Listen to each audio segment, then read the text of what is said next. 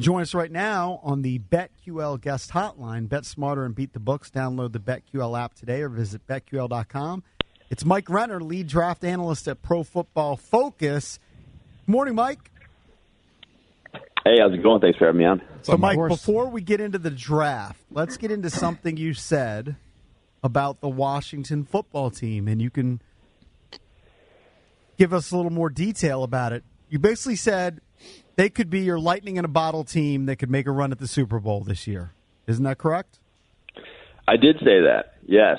It was in response to how good could this team actually be. Someone asked us on the podcast that I do 2-4 drafts. And it's because of that defensive line. And it's very reminiscent, just kind of talent-wise, what they have building and what they're going to be next year. Reminiscent of kind of like those Giants teams that won Super Bowl 07 and 11, where it's just that D-line could dominate a game. That defensive line, kind of similar to the Eagles as well when they won. That defensive line is so good and was just scratching the surface last year. Of Chase Young was a rookie. Montez Sweat was in here too.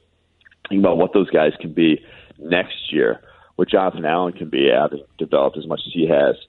Like, that defensive line, like I said, could take over games to the point where you don't need a ton in the back end. And they've obviously added William Jackson, gotten better in that regard, where that's kind of what everyone says is the kryptonite for the elite quarterbacks in the NFL. The Mahomes, the Brady's, the Aaron Rodgers. How do you beat them? Get pressure with 4. Washington can do that better than anyone else in the NFL. And so I think Ryan Fitzpatrick, he's shown he's capable of making high-end games at least. So, like I said, 3-4 game run, I think it's very feasible with what the talent they kind of have around that roster right now. Now, when you say that, Mike, are you taking into account the schedules? What scares me to make that prediction as a Washington fan, and I'm, typically I like to be excited, is I look at some of those games and I go, man, traditionally these are going to be really tough. Some of these out-of-conference games are really going to be tough. Off the top of my head, what do you got? Kansas City.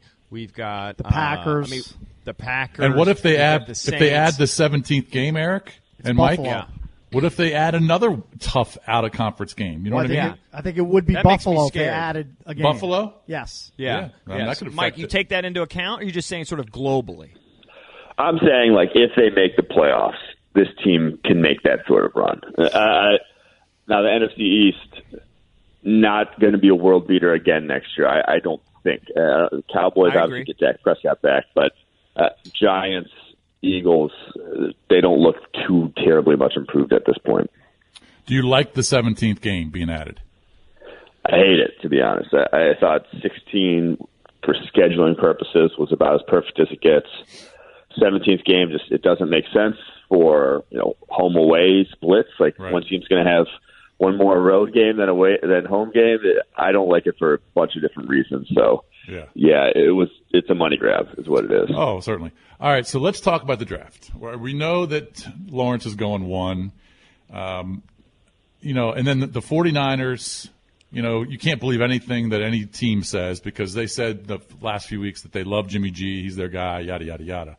And they trade up. They're obviously going to take a quarterback at 3. Let's assume Zach Wilson goes 2 to the Jets.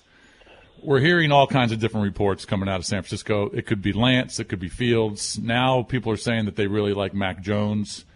What are you hearing, and what is your theory on trading up to 3, and who do they like?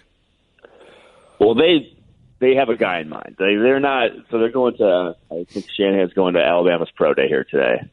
And that might be smoke, might be real, but they have – that whatever happens at these pro days is not going to sway their opinion. They have a guy they know they're going to draft, and they're obviously close with the Jets coaching staff to have a handle on who they're going to draft, I'm going to think, with Robert Saleh there. So they have a guy in mind. In my opinion, it's either going to be Trey Lance or Justin Fields. Everyone keeps saying Mac Jones, but Jeff Jones, to me, is not a talented enough quarterback to mortgage 3 first-round picks, basically the future of your franchise, and say this is our guy. I think the skill sets that Fields and Lance have don't come around every year. The skill set Mac Jones has, you got to find every year. If you're thinking that, like everyone keeps saying, he's Kirk Cousins, Jimmy G kind of mold. Well, those guys go in the 4th and 2nd round, respectively, when those guys came out. So I just cannot see that being the case, despite that being kind of Kyle Shanahan's archetype over the course of his past decade as offensive coordinator. Mm-hmm. And then also, if you are Kyle Shanahan, you've got Jimmy G there. But Jimmy G and Kyle, they know that the guy who they pick 3 is the future, and who knows, he may even play this year. So do you keep Jimmy G around as kind of a backup plan in case this rookie's not available, or do you trade him, get a little bit more value because he's got 2 years left on his deal? Same thing with the Jets. I mean, do you keep Darnold around too? I mean, what do the Jets and San Francisco do when you've got these younger quarterbacks who've proven that they can at least, win some games? With Jimmy G, when he's healthy, he's had a great win-loss record. Or do you trade him and let that number 3 pick start right away?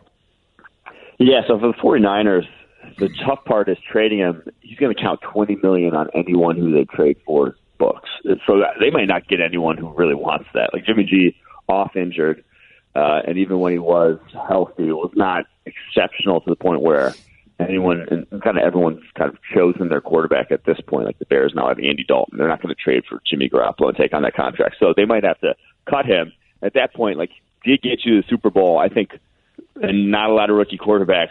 No rookie quarterback has ever won the Super Bowl. So I do think that he's going to be still in the mix there for them this year. I doubt he gets traded. The Jets, though, with Sam Darnold, if you're going to get anything in return from, I'd say move on, because obviously Zach Wilson or whoever you do draft at 2 is probably going to be your guy. You're in the middle of a rebuild. You're not going to be great next year anyways. Let that guy get thrown to the fire. But I will say, if you do want to keep Sam Darnold around and draft another quarterback, I don't think that's the worst idea in the world, because all of a sudden Sam Darnold has this breakout year 4. His trade value goes through the roof. You can move on from him, keep that rookie quarterback on a cheap deal, and get a lot in return then at that point. Mike, another intriguing pivot spot on the draft board is at number 4. The Falcons currently hold that pick, and there's been a lot of buzz about them maybe taking a Justin Fields or a Trey Lance if those guys are still available. But from reading Austin Gale's mock on PFF, they're going to owe a ton of dead money if they wind up trading Matt Ryan away. So do you think they stay at 4, or is that another spot where a team could trade up and try to get one of these quarterbacks? I think it's a very likely trade down spot for the Falcons for a number of reasons. One is they're not a great roster. Like, they have a lot of holes. And so if they do draft one quarterback, he's sitting behind Matt Ryan, like I said, for 2 years, feasibly. They can't move on from Matt Ryan until 2023 with that contract without, like I said, eating the most dead money in NFL history. So I do think it's very feasible that they do trade down, especially having seen what the 49ers gave up and what the Dolphins got for a trade down. I think they'd love to get something like that in return if someone like the Broncos are desperate enough. The only problem is the team that looks desperate enough is Carolina Panthers. Are you really going to trade with Carolina Panthers to give them their franchise quarterback, team in your own division? I'm not so certain. So that one remains to be seen. It's kind of still up in the air. I'm intrigued by your ranking of the different quarterbacks and their skill sets, and some of them make intuitive sense. I mean, just all you got to do is look for 2 seconds, like Trey Lance, best runner, best arm, whoever. You said the best decision maker, I think, is what you said, was the kid from Stanford. Is it Davis Mills? Is that his name? Yeah, Davis Mills. Yeah, tell me about him and where does he project? Is he like a day 3 guy? Is he a guy that could slip into day 2? And would he be somebody – I love the thing I hate about him is only 11 starts, right? I like guys that have played a lot in college, but he is older. He's been there a long time. If you can read defenses, to me that almost seems like the most important quality. Yeah, so I think it was the quickest decision makers was Davis Mills, and he was, like, on his tape at Stanford, he gets the ball out of his hands ridiculously quickly. He is kind of a pure pocket passer, although he has a little bit of mobility. He's not a complete statue like a Phillip Rivers or something, but yeah, he got the ball out of his hands faster than Mac Jones last year, than Trevor Lawrence last year. In terms of traditional drop back concepts, he diagnoses quickly, gets the ball out quickly. Now, he didn't have a ton of talent at Stanford to go down the football field. That's something we really haven't seen from him a bunch, but he's fairly accurate underneath. And so this guy was a former 5-star recruit. He was a top recruit who sat behind the guy whose name's eluding me, who transferred to Mississippi State this past year for 3 years, and then only said, I think only 10 starts in 11 games he's played. Yeah, Cage Costello, there you go. Only 10 starts and I think 11 games played total in his career. And, yeah, he was good, but it was not Stanford's offense, if you watch, is not it's not the spread, modern, high-powered offenses. You're not going to put up massive numbers in it. So Really intrigued by what I saw. I wouldn't be surprised. Like, if this quarterback class wasn't so heavy at the top, a guy like that would probably be getting that, random first-round buzz. So I do think he's probably going to come off the board somewhere in day 2. Wouldn't surprise me if he's a second-rounder. Wow. Mike, after Jacksonville at 1, I see 8 teams that could be interested in a quarterback in the first round. When you go all the way down to 20, 8 in the first 20, when you go all the way down to Chicago. The one team that's intriguing that could make a move, I think, is New England. What's your thought on New England? They bring Cam back, but they're sitting at 15. I could see them easily trading up, let's just say, to right in front of Carolina. What if they traded with Detroit, or they traded again with Cincinnati because they really like, let's just say, a Trey Lance? Don't you think that's a possibility that they could trade up because they certainly need one? Yeah, I think it's a very strong possibility. The problem kind of comes in with who wants to be the team to give Bill Belichick his next quarterback. You're going to be lampooned for life after that if you give him a guy who's the next Tom Brady. So I do think, though, for a number of reasons, the biggest one being they went on a spending spree this offseason with all those free agents. Yeah. Really, the only way to make that work is if you have a cheap quarterback. And now they got Cam Newton on a 1-year deal. Cam Newton plays well this year, plays like an MVP like he was in 2015. He's not making $5 million next year. He's making $30, and all of a sudden you don't have a cheap quarterback, and you can't build around with all those free agents. So I do think for a number of reasons, trading up, and especially they're not going to be picking top 10 with Bill Belichick a head coach anytime soon. They're not going to be closer to a kind of franchise quarterback than they are now. So I do think that it's a very likely possibility that they make a move. Mm-hmm. What about receivers? I think Miami probably takes one. They'll probably take one of the Bama kids. So you got the 2 Bama kids, Devontae Waddle, and then you got Chase out of LSU. Kind of in what order do you think they go? And then do you think Miami takes one of those? Yeah, I think I've come around to the Bengals maybe being in on Jamar Chase, reuniting him with Joe Burrow. I think he's the first receiver off the board. His tape back in 2019 is still insane for only being a sophomore. And then I think Devontae Smith comes off the board. I wouldn't be surprised if that's where the Dolphins go. I think he's a special player in his own right. The Dolphins obviously have targeted one of either him, Pitts, Smith, or Waddle, whoever they can get at that point is why they trade it back up. I think the Eagles will still be in the market for a wide receiver. Having traded down to 12, I think that's kind of the floor for where that tier that everyone talks about, the Jalen Waddle, Devontae Smith, Jamar Chase, and then Kyle Pitts. I think those guys will be done by 12 at the latest. Those guys will all be off the board there because they're just that good. Yeah. And then at 19 with Washington, if they're not in the running for one of these quarterbacks, they got 4 or 5 positions of need. What do you think? Do they look offense still? Do they look receiver, even though they signed a couple, or do they go offensive line? Maybe linebacker? What do you think? I think offensive line, the value will certainly be there. Linebacker, it could be.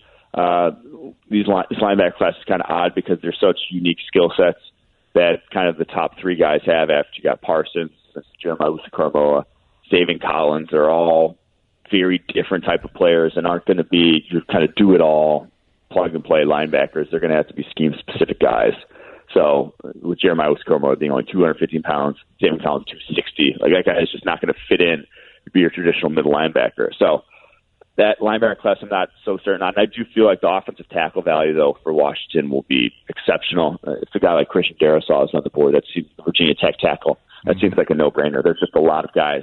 I finished with 7 guys, first-round grades in this offensive tackle class. It's just obscenely loaded. Now, that might mean you can get one in the second round, but I'm not sure I'd want to pass with kind of, like I said, the quality there at the top. Yeah. All right, Mike, appreciate the time. It's Mike Renner from Pro Football Focus. Thank you, buddy. Appreciate it. Good stuff, Mike.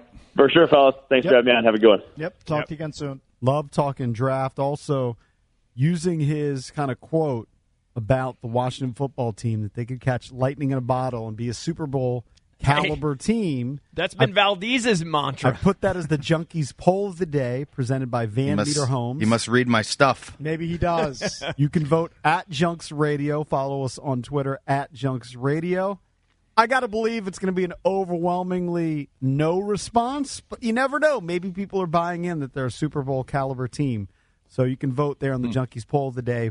Brought to you by Van Meter Homes. Keep it here. We're the Junkies on the Fan.